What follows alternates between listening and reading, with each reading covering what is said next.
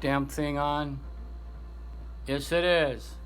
Oh, he's worried about the music in the background because of copyright issues and other horse shit. Yeah, because then they're gonna tell I got a copyright claim on your video. Screw you, YouTube. Anyway, we're gonna go back to Watership Down. I haven't done it in 2 weeks, and this is part 1 of chapter 22. Because the grumpy old fucking guy is going to do the Elahrairah story, and there's a number of pages before it reaches up to that. This is after what happened with Captain Holly and Bluebell and all the good stuff. So here we go. Hope I got enough power to finish this. And chapter 22. This is gonna be part 1. The story of the trial of Elahrairah. Rabbits, says Mr. Lockley, are like human beings in many ways. One of these is certainly their staunch ability to withstand disaster and let the stream of their life carry them along, past reaches of terror and loss. They have a certain quantity which it would not be accurate to describe as callousness or indifference. It is rather a blessed, circumscribed imagination and intuitive feeling of life is now. A foraging wild creature intent above all survival is strong as the grass. Collectively, rabbits rest secure upon Frith's promise to Elahrairah. Hardly a full day has elapsed since Holly have come crawling in delirium to the foot of Watership Down. Yet already he seems near recovery, while the more light-hearted Bluebell seems even less the worse for the dreadful catastrophe that he has survived. Hazel and his companions have suffered extremes of grief and horror during the telling of Holly's tale. Pipkin had cried and trembled pitilessly at the death of Scabious, and Acorn and Speedwell had been seized with convulsive choking as Bluebell told them of the poison gas that murdered underground. Yet, as with primitive humans, the very strength and vividness of their sympathy brought with it a true release. Their feelings were not false or assumed.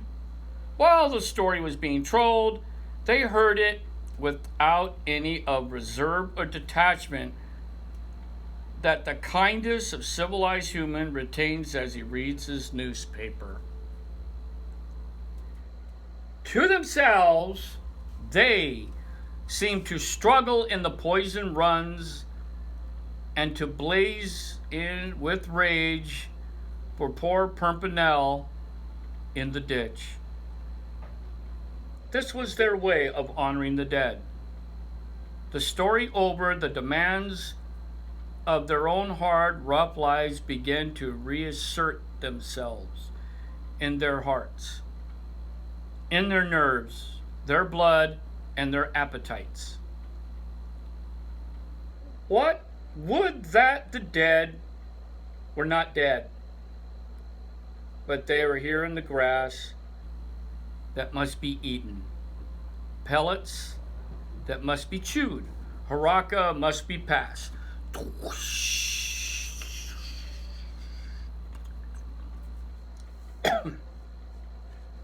Holes must be dug, sleep that must be slept. Ulysses brings not one man to shore with him, and yet he sleeps sound beside Calypso, and when he awakes he only thinks of Penelope. Even before Holly had finished the story, Hazel had fallen to sniffing at his wounded ear. He had not previously been able to take a good look at it.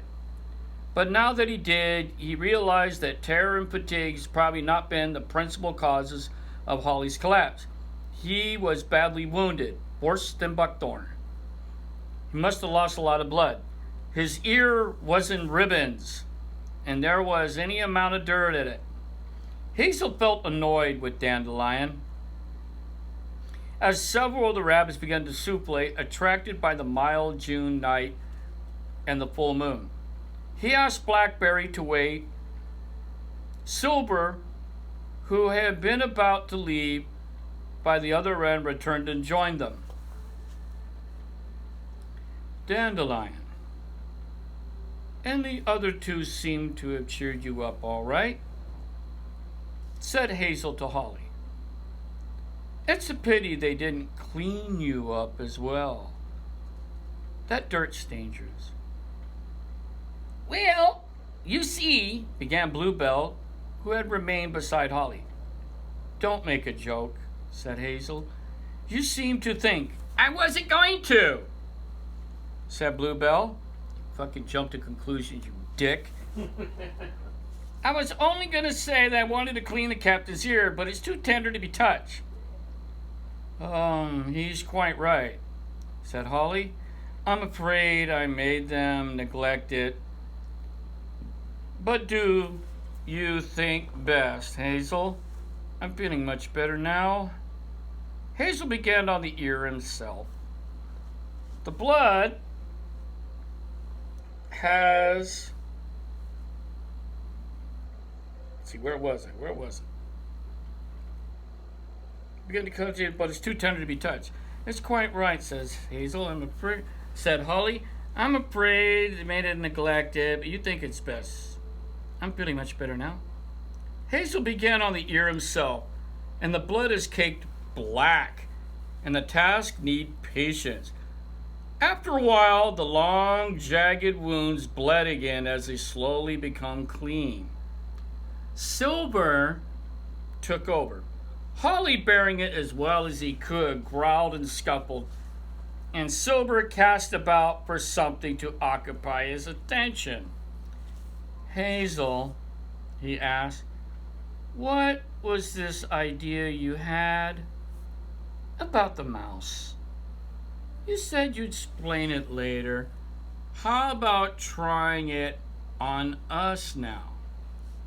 Well, said Hazel, the idea is simply that our situation, we can't afford to waste anything that might do us good. We're in a strange place. We don't know much about it, and we need friends. Now, Elo can't do us good, obviously. But there are many creatures that aren't little. Birds, mice, Yona, and so on. Rabbits don't usually have much to do with them, but their enemies are our enemies for the most part. I think we ought to do all we can to make these creatures friendly. It might turn out to be well worth the trouble.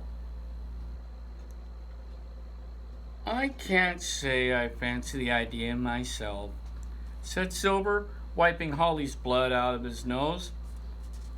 These small animals are more to be despised than relied upon, I reckon. What good can they do us? They can't dig for us. They can't get food for us. They can't fight for us. They say they were friendly, but no doubt as long as we're helping them, but that's where it would stop. I heard that mouse tonight. You want he come? You bet he will. As long as there's any grub or warmth going. But surely we're not going to have the warren overrun with mice and stag beetles, are we? Oh, Silver. Yeah, he goes right to the point, doesn't he? No, I didn't mean quite that, said Hazel.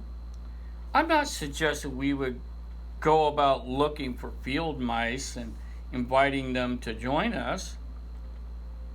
They wouldn't thank us for that anyway. But that mouse tonight, we saved his life. You saved his life, said Blackberry.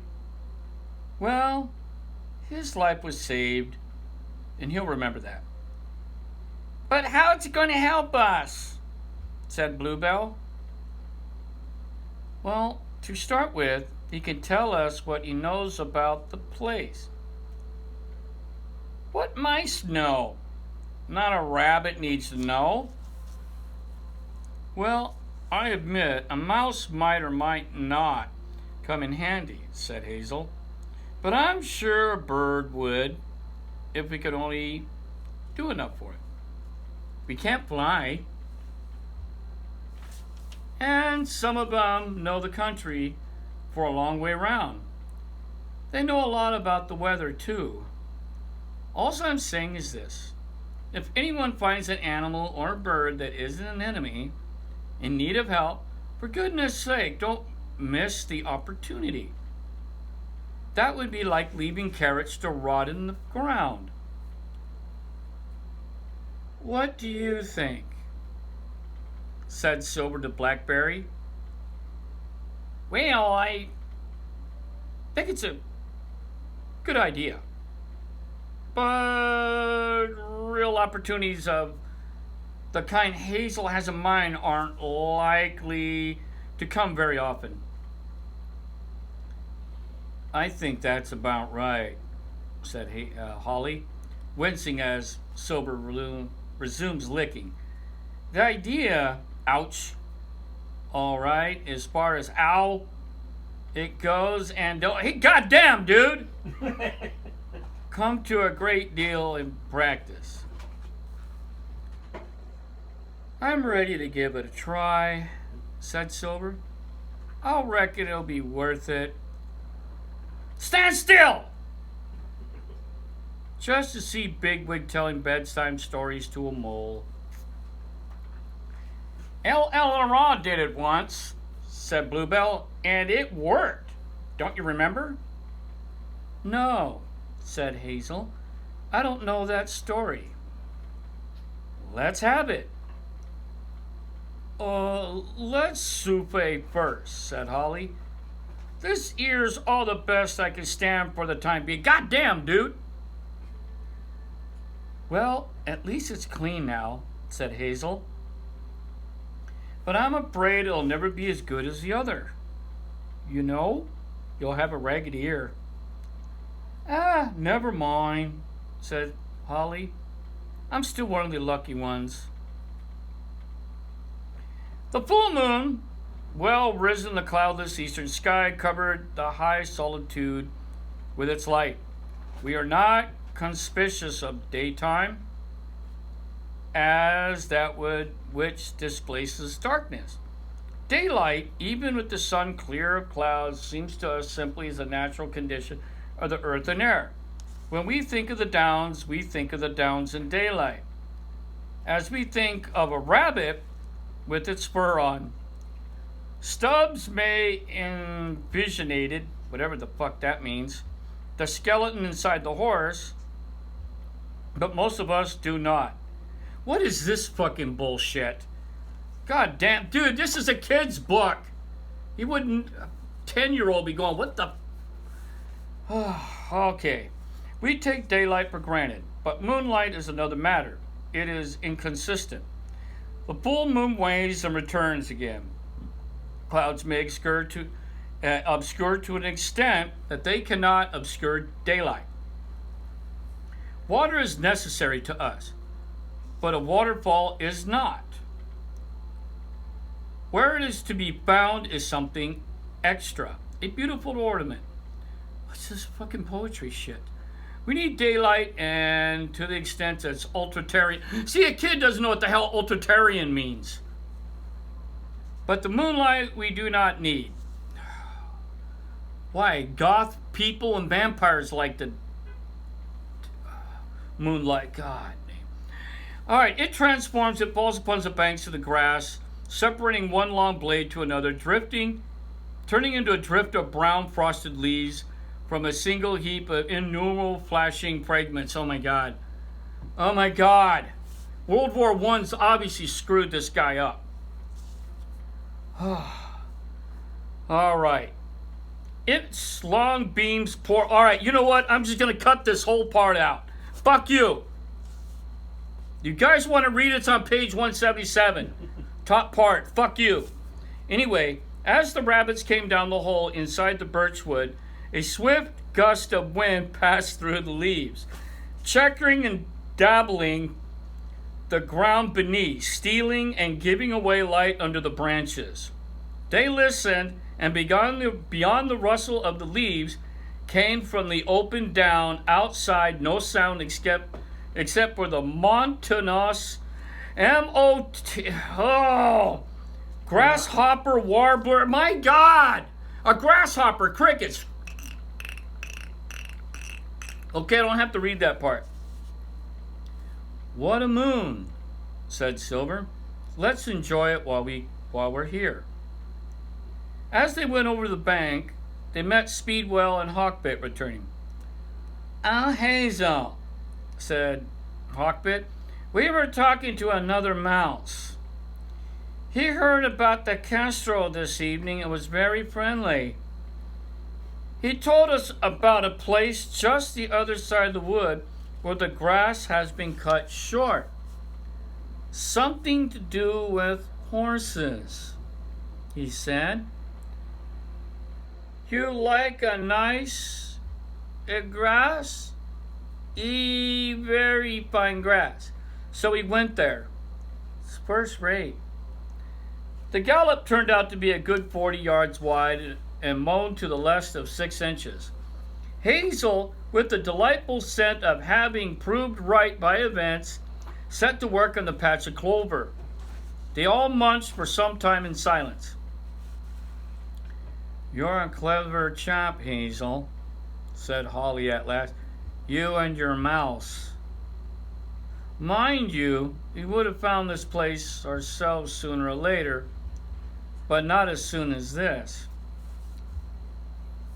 Hazel could have pressed his chin glands for satisfaction, but he replied merely, "We shan't need to go down the hill much, after all," he added. "But Holly, you smell of blood, you know, and it would be dangerous even here. Let's go back to the wood. There's such a beautiful night. We can sit near the holes and chew pellets, and Bluebell can tell us his story."